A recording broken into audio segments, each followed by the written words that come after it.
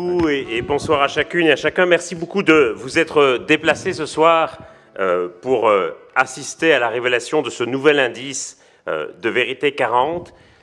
Et je crois que, effectivement, parmi les différentes choses dont nous avons urgemment besoin pour faire face au changement climatique, dont nous connaissons une nouvelle manifestation ces jours-ci, parmi les différentes choses qui nous seront nécessaires, il y a évidemment de la volonté politique, il faudra évidemment des financements, il faudra de l'énergie, mais il nous faudra aussi quelque chose qu'on oublie souvent, ce sont de nouveaux indicateurs. Et très clairement, aujourd'hui, les indicateurs qui permettent de mesurer la bonne santé de l'économie ne correspondent plus du tout à ce dont nous avons besoin pour faire face aux défis du changement climatique. Une blague que je fais souvent, c'est de dire que le champion du PIB, c'est le type qui a un cancer, qui se rend à l'hôpital pour une chimiothérapie, qui s'y rend en voiture, qui sur le chemin répond au téléphone à son avocat qui essaie de gérer un divorce très compliqué qu'il a avec sa femme et qui a son attention distraite et va emboutir un arbre avec sa voiture. C'est le champion du PIB. Services médicaux, services juridiques, services de carrosserie, achat d'un nouveau véhicule. Pour autant, je ne souhaiterais à personne de développer un cancer, à personne d'avoir un divorce douloureux et à personne de faire un accident de voiture. Et pourtant, ces trois actions, effectivement, constituent des points de PIB.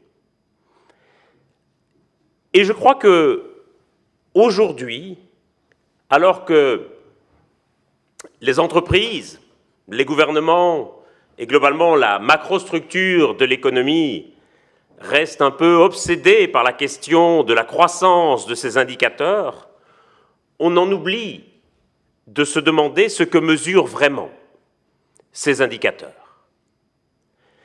Et il me semble que nous restons prisonniers dans un schéma qui s'est imposé au cours des années 60, des Golden 60s, qui était un schéma fondé sur l'idée d'une croissance infinie, que cette croissance soit une croissance démographique ou une croissance économique.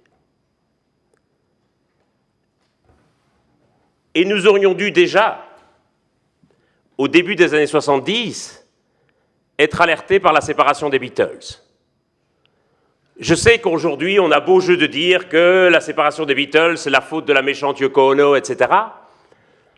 Mais la réalité, c'est que les Beatles se séparent parce qu'ils ont parfaitement compris que la fête était finie et que la récréation était terminée. Et quand on regarde l'évolution de leur discographie, on se rend bien compte de cette évolution de chansons très légères et insouciantes comme Love Me Do ou I Wanna Hold Your Hand à des chansons beaucoup plus, je dirais, profondes et sombres d'une certaine manière, comme The Long and Winding Road ou évidemment Let It Be.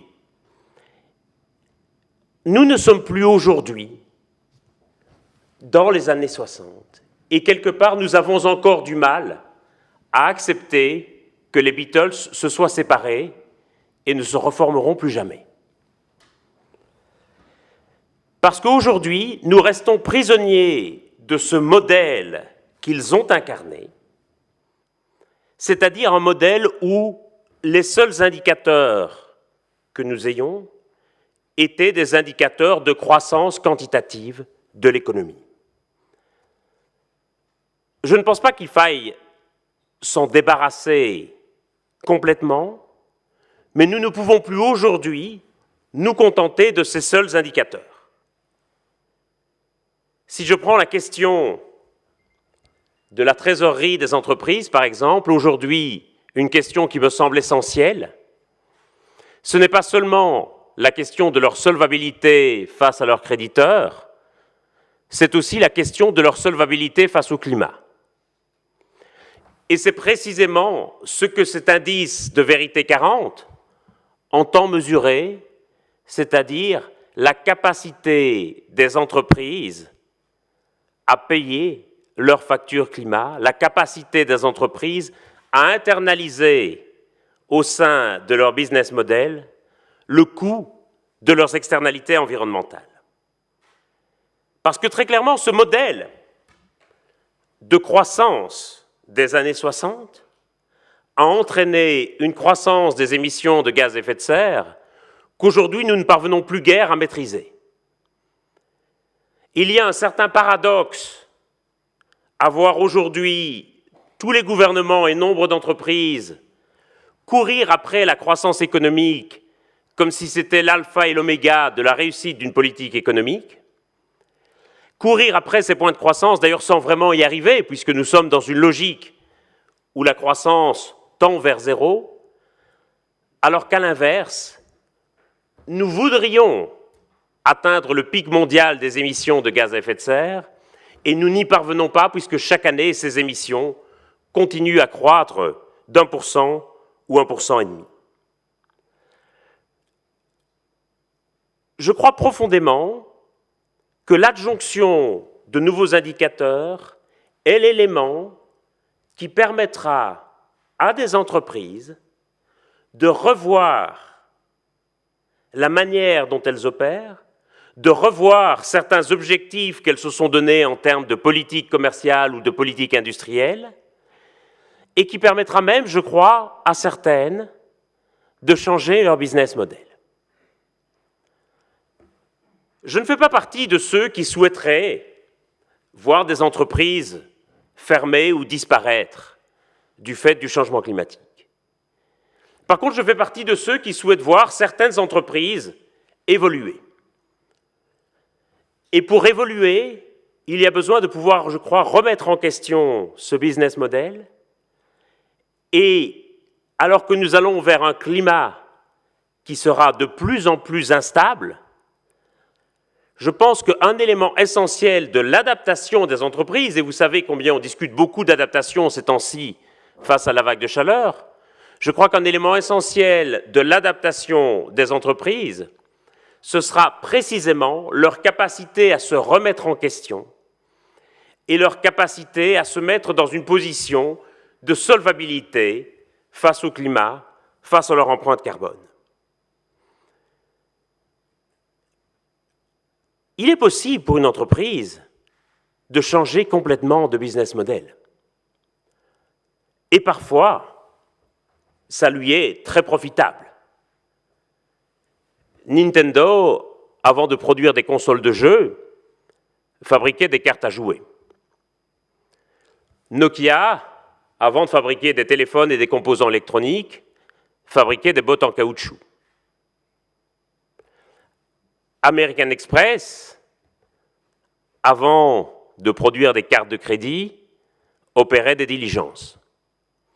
Toute une série d'entreprises que nous connaissons bien et qui sont prospères aujourd'hui se sont réinventées face à des défis majeurs, face à des évolutions majeures de leur paysage économique. Nous devons nous rendre compte que le changement climatique représente aussi une évolution majeure du paysage économique, et je crois profondément que des entreprises qui ne deviendront pas durables aujourd'hui ne seront pas non plus profitables demain. Et ça, je crois que si les entreprises qui aujourd'hui ne sont pas en mesure d'être solvables face au climat ne remettent pas leur business model en question, elles risquent bien de connaître une histoire à la Kodak. Et ça me paraît vraiment essentiel pour cela qu'elles disposent des indicateurs qui leur permettent de se réorienter et de se donner de nouveaux objectifs. Un point sur lequel je veux conclure et que je nous souhaite de ne jamais oublier, si Shell s'appelle ainsi et si son logo est une coquille Saint-Jacques, c'est parce que Shell, avant de vendre du pétrole, vendait des coquillages de collection. Et puis un jour, ces prospecteurs de coquillages sont tombés sur du pétrole et les patrons de Shell se sont rendus compte que ça allait être plus profitable de vendre du pétrole plutôt que des coquillages de collection. Si Shell a fait le chemin des coquillages de collection vers le pétrole, aujourd'hui l'enjeu pour toutes les entreprises qui dépendent des énergies fossiles, c'est de faire le chemin inverse. Merci beaucoup.